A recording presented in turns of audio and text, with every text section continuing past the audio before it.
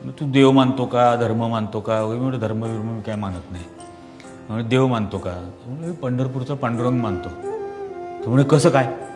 तर म्हटलं कारण धर्माचा काही संबंध नाही, मला तो संविधानाचं प्रतीक वाटतो. तर म्हणजे काय? तर म्हटलं असं आहे, या देशातला तो एकमेव अहिंसक देव आहे ज्याच्या हातात कुठलंही हत्यार नाही.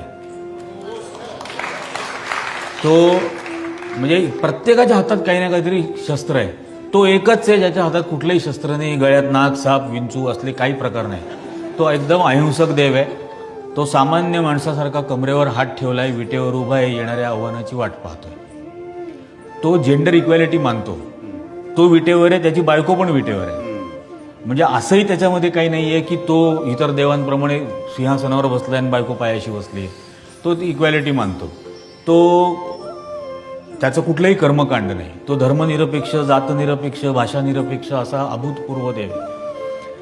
आणि सर्वात महत्त्वाचं म्हणजे पॅरिटी निर्माण करणारा तो एकमेव आहे. म्हणजे आता ते लो IQ असतात, त्यामुळे त्याला ते पॅरिटी विरिटी काय कळलं नाही. तुम्हाला म्हणजे पॅरिटी म्हणजे काय?